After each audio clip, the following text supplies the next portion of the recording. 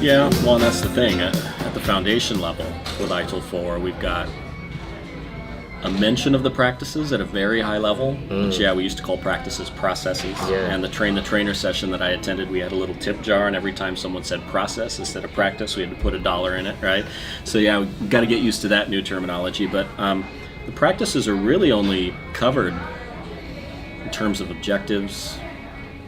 It's Maybe very some very high. basic information about activities, although there are no diagrams, no practice flows.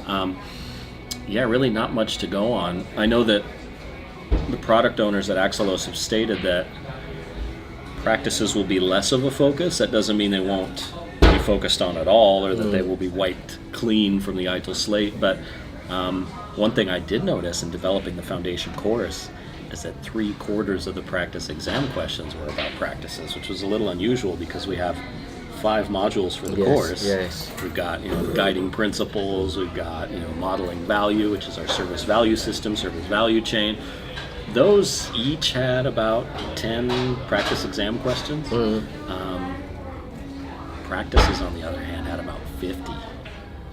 Right. So there's kind of a lopsided focus on practices on the exam, but in the book you wouldn't be able to tell that. No. Right? I certainly didn't get that from my train the trainer. I mean, Yeah, that's right. I maybe doing the guy a disservice, and I paraphrase, so do bear that in mind, but it was almost like, no, don't tell them anything about that. They don't need to know. Yeah, that's right. I mean, they sort of de-emphasize the importance of them, but then on the exam, they're the majority of the questions. So I think you're probably going to see it come back to sort of the ISO definition and maybe more information about how the practices are supposed to work. But really, at this point, we just have a very high-level view. And only some minor changes, I think, that were ever debated in the Train the Trainer that I attended. Well, I've already had a conversation with, I could put it, someone out there in the real world, as it were, a guy who's gone into an organisation in the UK and is looking to do service improvement, and he's thinking about 20,000. Anyway, long story short, we had a conversation and we talked about ITIL 4, and at the moment his primary focus is on the service desk and his team. So he said, to be honest, why do they need to know about all this value chain stuff and value stream and they're on the service desk. A lot of them, and this was said on the trainer course as well, a lot of people are going to go, but I don't do this.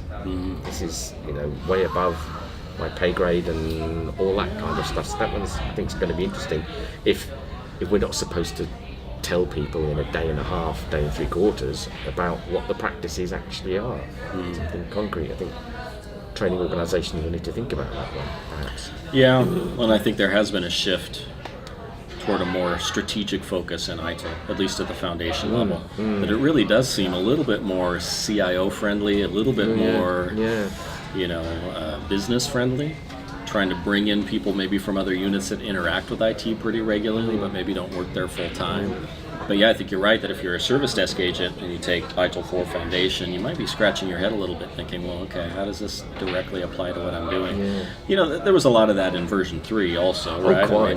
You run into financial management and availability, right, and continuity and things like that, where the service desk might be thinking, well, I only play a minor role in that, if at all.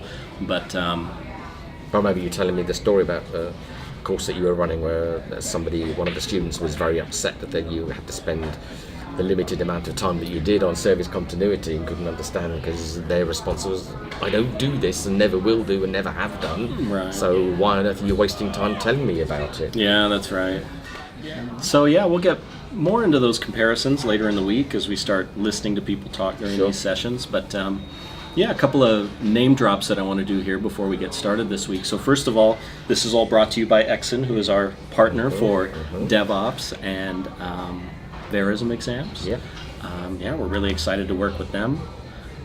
Also this week, a couple of things that I'm looking forward to. First of all, we're meeting with TSO either today or tomorrow. We have a partnership with them to sell the ITIL 4 manual, which is going to be released Monday, the 18th. In fact, we're going to put that up on our website so people can purchase it at a discount. So look for that. What else?